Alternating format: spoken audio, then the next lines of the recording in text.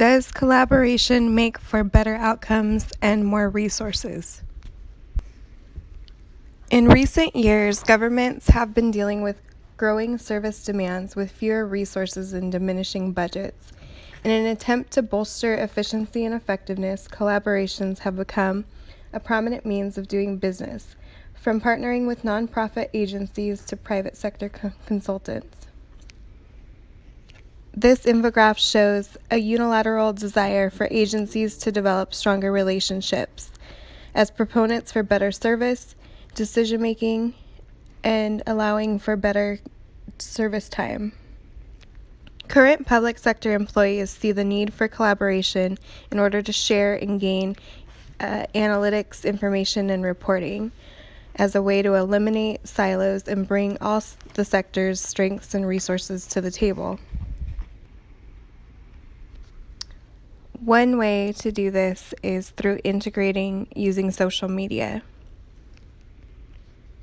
While it would be great if collaborations and cooperatives just happened out of thin air, typically there is a law or mandate established, which then in turn is used to set mandates for what is required of agencies and who they need to collaborate with. In order to establish the collaboration, resources are required. Many times, for instance, in mental health, these are federal and state grants that are used and announced with the mandate or law. These grants and funding usually have a lot of fulfillment and other requirements in order to obtain the. So again, with the example of mental health services, if it's a government mandate to provide constituents with mental health services, such as therapy or rehab from alcohol or chemical dependencies, then part of this resource in obtaining the grant funds is typically to outsource these contracts to private sector companies that specialize in treatment centers. As part of these collaborations, these private sector contracts would need to have minimum requirements as far as insurance or other certifications, and ensuring that all of those are up to date to comply with the mandate and ensure that they could be reimbursed for grant funding. So once all these people are brought to the table for the collaboration, the facilitation can begin in instructing what needs to occur, what the requirements are.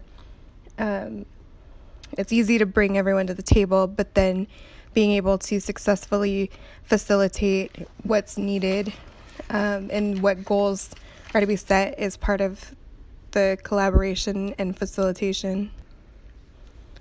This happens with the brokering, where the reference frames for each individual is what one public sector agency may be different than a private sector agency. So making sure that there's a common nomenclature and understanding about what the program goals may be and establishing legitimacy for the programs brings. System thinking occurs when you tie all of the agencies together and how they're interrelated.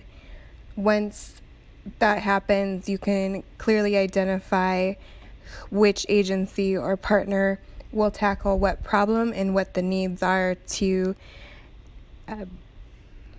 be fulfilled by each partner, and essentially sets up how the collaboration will work. Ultimately, collaboration is key to enhancing the resources and services that the public sector can make available to the public through directed or public goods. In order to increase the opportunities for collaboration, the public sector must recognize the need to go beyond the bare minimum requirements to fulfill mandates.